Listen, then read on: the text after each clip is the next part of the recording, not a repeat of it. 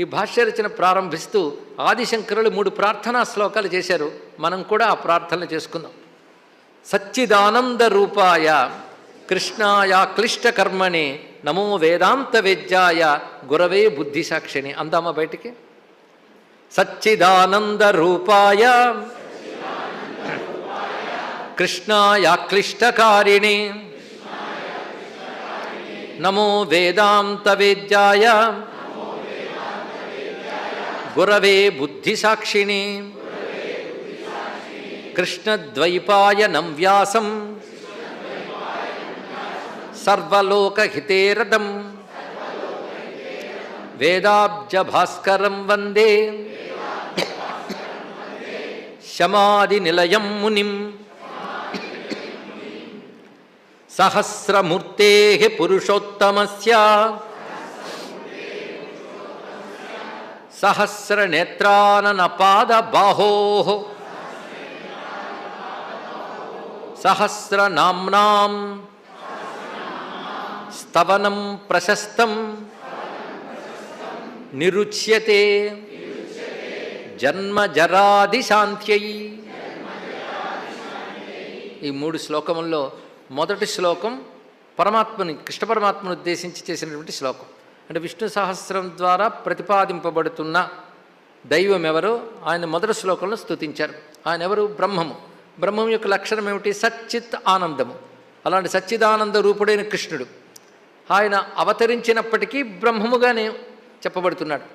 అందుకే ఏదైనా చేయగలిగిన వాడు అటువంటి స్వామి అక్లిష్టకారిణి అని చెప్పబడుతూ వేదాంత వేద్యాయ అనడంలోనే శంకరుడి ఉద్దేశం తెలుస్తుంది. వేదాంతము చేత తెలియబడేవాడు, వేదాంతము యొక్క తాత్పర్యం.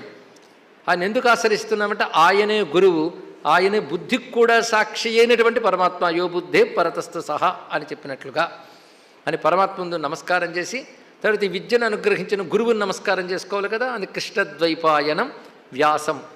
ఎందుకయ్యి ఎంత చేశాడో మహానుభావుడు. భారత రచన కానీ ఇవన్నీ కూడా మన కోసం కష్టపడ్డాడు. ఎందుకు? సర్వలోకహితే రథం, సర్వలోకహితం పైనే ఎప్పుడు ఆసక్తి కలిగిన మహానుభావుడు. వేదాబ్జ భాస్కరం, చక్కని మాట.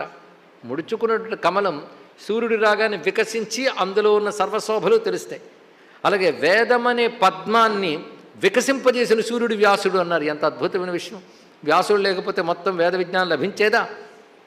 అయితే మునికుండవలసిన లక్షణము శమాది నిలయం, శమదమాది సద్గుణములు కలిగినటువంటి వాడు, మననశీలుడు, నిత్యం బ్రహ్మతత్వంలో ఉన్నటువంటి వాడు కనుక ముని అని చెప్పబడుతున్నాడు. ఇక 3వది విషయ ప్రస్తావన. మొదట విష్ణువుని స్తుతించారు, గురువుగాని స్తుతించారు. ఈ శ్లోకంలో చెప్తున్నది నేను సహస్రనామ స్తవనమునకు నిరుచ్యతే అంటే అర్థాన్ని చెప్తున్నాను అన్నారు. లేదా అర్థం చెప్పబడుతున్నది ఇక్కడి నుంచి. నిరుచ్యతే అంటే అర్థం అంటే నిరుక్తము అనే మాట మనం వింటూ ఉంటాం. వేద శబ్దములకి అర్థాన్ని చెప్పే శాస్త్రం పేరు నిరుక్తము. లౌకిక శబ్దాలకు అర్థం చెప్తే నిఘంటువు. కానీ వేద శబ్దములకు నిరుక్తము అనాలి. ఇక్కడ నిరుచ్యతే అంటే ఆ వేద నామములకు నేను అర్థము చెప్తున్నాను లేదా చెప్పబడుతున్నది ఇక్కడ అన్నారు. ఇక్కడ ఎవరివి ఆ నామములు? సహస్రనామన 1000 నామములు. ఎవరివి? పురుషోత్తమస్య, పురుషోత్తముని యొక్క సహస్రనామములు. ఆ పురుషోత్తముడు ఎటువంటి వాడు?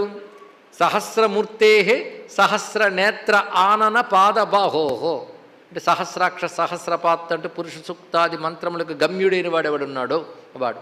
మొత్తం విష్ణు సహస్రములు కలుపుకుని మనం ఒక దేవతగా భావన చేస్తే దానికి అధిష్టాన దేవతగా, జేయ దేవతగా చెప్పబడుతున్నది సహస్రపాదాక్ష శిరోరుబాహవే అని చెప్పినట్టు స్వరూపమే. అందుకే ఆ స్వరూపమైన నారాయణుని యొక్క, పురుషోత్తముని యొక్క 1000 నామాలని అర్థం ఇప్పుడు చెప్పుకోబోతున్నాం మనం. ఎందుకు? అద్భుతమైన ప్రయోజనం ఒకటి చెప్పాలి కదా. ఎప్పుడైనా ప్రారంభించేటప్పుడు తెలుసుకోవాల్సింది ప్రయోజనం చెప్పాలి. ఎవరిని చెప్తున్నావు, ఎందుకు చెప్తున్నావు, ఏమిటి చెప్తున్నావు, ఇది కావాలి. సంబంధం ఏమిటి, ఇవన్నీ తెలియాలి కదా. అందుకే ఎందుకు చెప్తున్నావు, ప్రయోజనం లేకపోతే ఎవడు మాత్రం ఏం చేస్తాడు? ప్రయోజనం ఒకటే, జన్మ జరాది శాంత్యై. అది గొప్ప విషయం. జన్మ జర మొదలైనవి తొలగుట్టకై అన్నాడు ఇక్కడ. అటు జన్మను ప్రారంభించారు ఎప్పుడో. జర అంటే శరీరం జీర్ణమవడం. జన్మించిన దగ్గర నుంచి క్రమంగా పెరుగుతుంది, తర్వాత దశ జీర్ణమవడమే. ఆది అన్నారు కనుక జరా మరణములు కలుపుకోవాలి. కనుక జన్మ జరా మరణములు మొదలైనవి ఉపశమించడం కోసమై విష్ణు సహస్రనామాలకు మన అర్థం తెలుసుకుంటున్నాం. ప్రయోజనం ఇప్పుడే తెలిసింది కదా. అంటే మరి జనన మరణ చక్రంలో పడకుండా ఉండుటకై, అంటే ముక్తికై. ముక్తి కేవలం జ్ఞానం వల్ల తప్ప మరొక దాని వల్ల లభించదు. జ్ఞానాదేవహి కైవల్యం.